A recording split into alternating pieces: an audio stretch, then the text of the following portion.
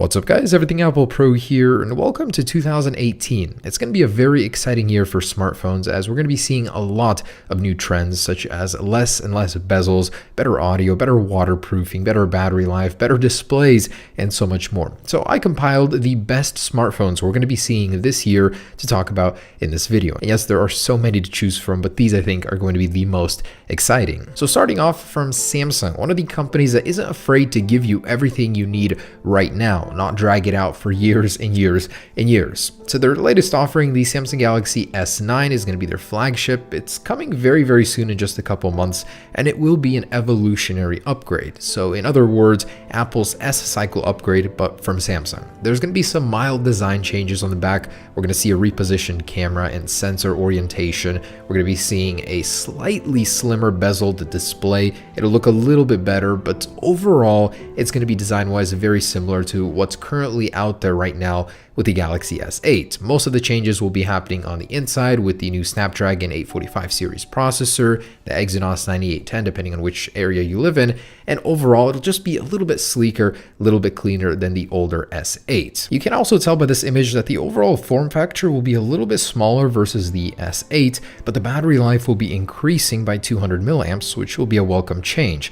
Also, surprisingly, Samsung will be keeping the 3.5mm headphone jack when every other company wants to get rid of it like Apple, so it will keep a lot of faithful customers in line with Samsung. It'll be a very sleek, clean, and evolutionary upgrade to the Galaxy S8, but I hope that they make a lot of upgrades to the display, such as 3D touch, maybe 120Hz display, and stronger speakers as well. Either way, it's bound to be a success, just as every other Samsung Galaxy phone before it. And the rumored launch date is on February 27th at Mobile World Congress. Samsung wants to get this phone out fairly quickly as they want to compete with the iPhone X and the iPhone 8 and 8 Plus series, which the Galaxy S8 is falling behind on. And next up, the Samsung Galaxy Note 9. After the triumphant return of the Galaxy Note 8, Samsung is definitely going to want to continue that momentum with the Note 9, the professional focused tablet phone. Now, what can we expect from this year's version? So much like the Galaxy S9 and S9 Plus,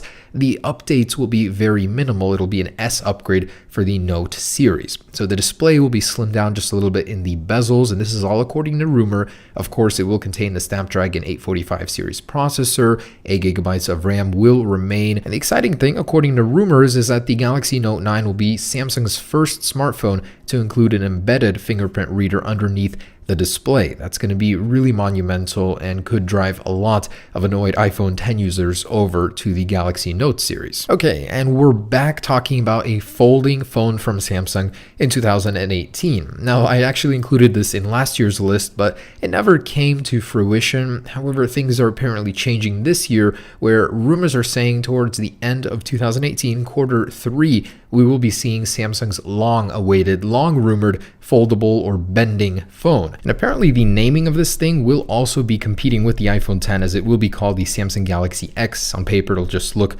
similar to the iPhone X, I guess.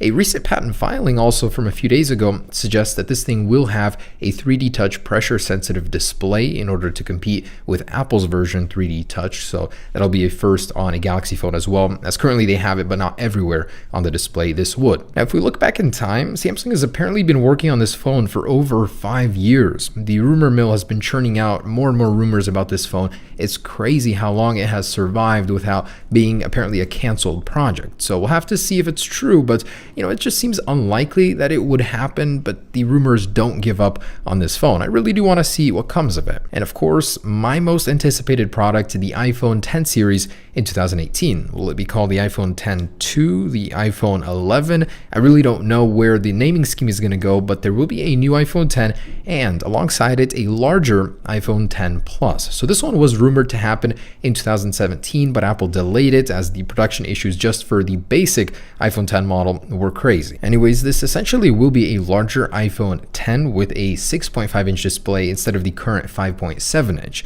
My main gripe coming from an iPhone 8 Plus to the iPhone X was that all of your content is scaled down, it appears smaller on the display, and this would fix that problem. It would give you a choice between a Plus Model 10 or just a regular iPhone 10 if you like the smaller comfort size. It's unlikely that there will be any features to differentiate the two, as they essentially will be the same product, just a larger version of it. Otherwise, the iPhone X2 series will have Apple's A11 chip. It'll be faster, possibly even a ProMotion display, 120Hz. That would be great to see. Now, alongside this larger iPhone X series, Apple is going to have to do something about the iPhone 8 and 8 Plus series, and this is where maybe an iPhone 9, I'm tentatively calling it, will appear. It'll be a LCD model, but with a cutout very similar to the iPhone X, or exactly like it, according to Ming-Chi Kuo. So he's saying that Apple will replace the iPhone 8 and 8 Plus with a low-end budget series iPhone 6.1-inch with an LCD display. I'm very curious to see how it will be. I mean, will it be slower? Will the display really suck that much more? But the resolution will be a little bit less than the standard iPhone X and X Plus. And just days ago, another rumor surfaced that alongside those three iPhone models, Apple will be launching another one, a 4-inch model. What could it be? Of course, the iPhone SE2. It's been a really long time since the old one was refreshed, and it's a very popular product. It's Apple's entry-level model that's also its smallest, very comfortable to use, and also very popular with consumers. So Apple will be refreshing this one. It's unlikely it'll receive this display you're looking at. This was just our concept rendition of it, but it would be actually really cool to get this on that phone. It'd be a perfect size for it, actually. So realistically, what we're looking at is just a slightly updated version of the current SE.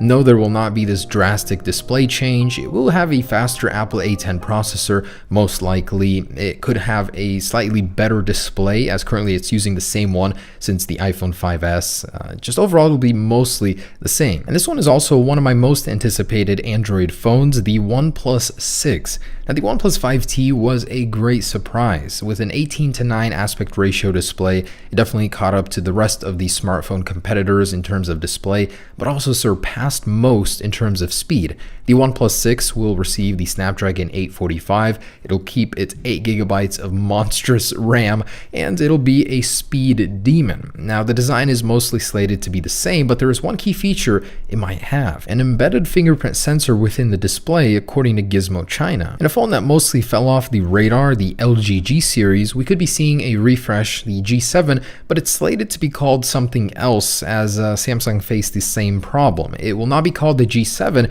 Instead, it might have an 8 or 9 in the name in order to catch up to the current iPhone 8 and Samsung Galaxy S8 and S9 series. Now, other than that, it's supposed to be faster. This thing still has the Snapdragon 821. It should have a slightly updated, more sleek looking display, as this was one of the first phones to go mainstream with the whole bezel-less thing, and it's starting to look old in comparison to the newer ones that came after it. So this thing will feature a redesigned Snapdragon 845 processor, a slightly slimmer bezel display according to rumors, and hopefully the actual panel itself will be better, as LG currently makes the best TV panels in the world. So this is what the Xiaomi Mi 2 was originally supposed to look like according to early concepts. The actual product was quite disappointing in comparison. The Xiaomi Mi 2 did improve in some ways over the original, but in others was actually a downgrade. So I'm hoping the company goes back to its roots, being known for having the most extreme concept smartphone available with the highest screen to body ratio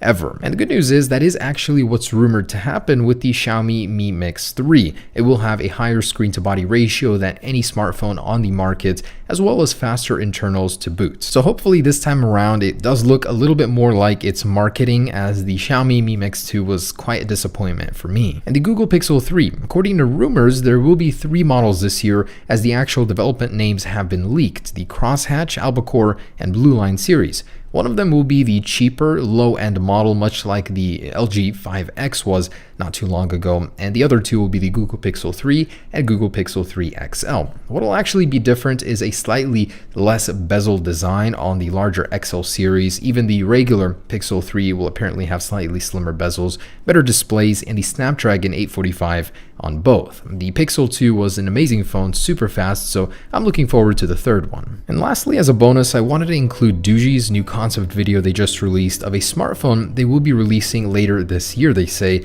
It's called the Doogee Slide Screen. It's quite cool because it fixes a lot of the shortcomings with all bezel-less display phones, which happen to be the sensors, the earpiece, the camera, where do you put them? And each phone has its own solution. This one actually includes a slide mechanism which would hide them until you needed them. You'd slide that back portion up and have it available to use. And this way you can get a full screen experience on the front. It actually looks to be like quite a cool concept, but as a result of the sliding mechanism, it does seem that this design is overall a little bit chunkier than your usual smartphone. So we'll have to see, but I cannot wait until they build this. It seems like a very novel concept.